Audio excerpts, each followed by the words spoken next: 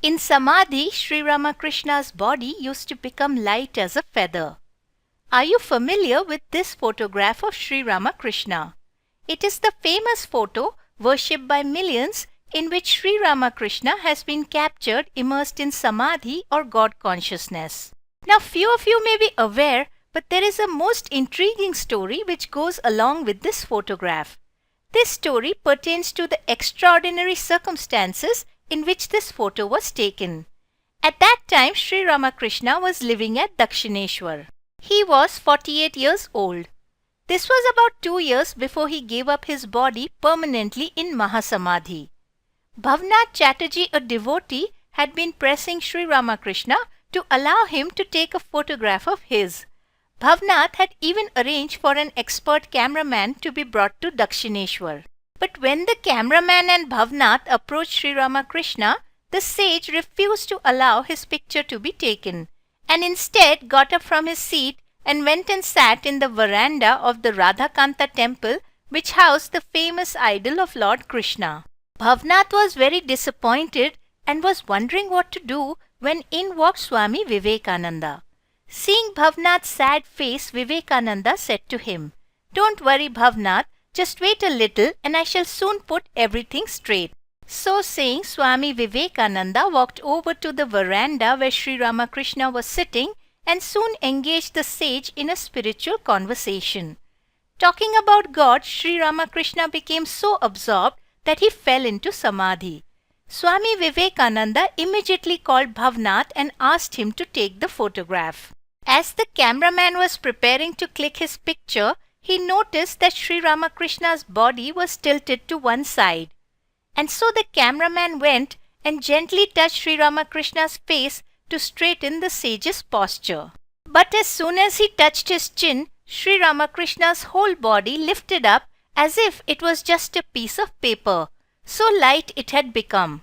Now one possible explanation for this lightness is that in Samadhi the prana shakti in the body surges upwards along the spine. There are two components of this prana shakti. One is the physical prana which works in the body, and the other is the subtle prana which powers the mind. In Samadhi, both surge upwards towards the Sahasrara chakra located above the head. The surging upwards of the physical prana when a person is immersed in Samadhi is so strong a force that it could counteract the downward effect of gravity, and thus a person's body can become light as paper. This is a possible explanation. Sri Ramakrishna too has indirectly hinted towards it. In one discourse he told a devotee, in Samadhi when the breathing stops, the whole mind remains absolutely fixed upon the Supreme. All nerve currents, meaning prana, run upwards with tremendous force, and the result is Samadhi or God consciousness. In another discourse the sage has said, a Hatha yogi possesses many powers, such as the power of levitation. But all these powers are only the manifestations of physical prana. So this surge of physical prana upwards is a possible explanation for why Sri Ramakrishna's body became light as a feather in Samadhi. But in any case, moving on with our story, when Swami Vivekananda saw what the cameraman was doing, he exclaimed, "Oh, what are you doing? Take the photograph quickly." The cameraman then hurriedly took the photo. Later, when the print was developed, Bhavnath showed it to Sri Ramakrishna. The sage surprisingly was not at all upset and instead remarked, "This photo is nicely taken. It represents a high yogic state. The mood is very high, fully merged in him. This form will be worshipped in every home as time goes on." And how true have been the words of Sri Ramakrishna. This photo is today worshipped by millions across the world. And why should the great avatar's words not come to be fulfilled? He possessed not only Vak Siddhi, meaning that whatever he said came true, but also possessed Trikal Drishti. The past, present and the future were completely known to him. At the feet of such a great avatar, I submit my humble pranams.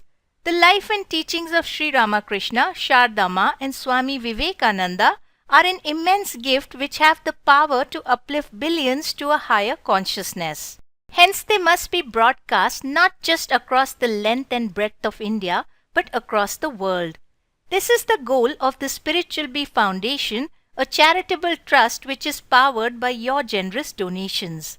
As the trust celebrates its 1-year anniversary of being in operation, I ask for your help in continuing to accelerate the message of our great rishis forward, a message which our younger generations especially are sadly forgetting. So lend your karma and help carry your gurus to the doorsteps of others so that others too can seek shelter under Sri Ramakrishna, Shardama and Swami Vivekananda's enormous wings and safely cross the difficult ocean of life. The link to make a donation is below this video. Alternatively, you can also visit www.spiritualbee.com and donate from there. Take care and we shall meet again in the next video.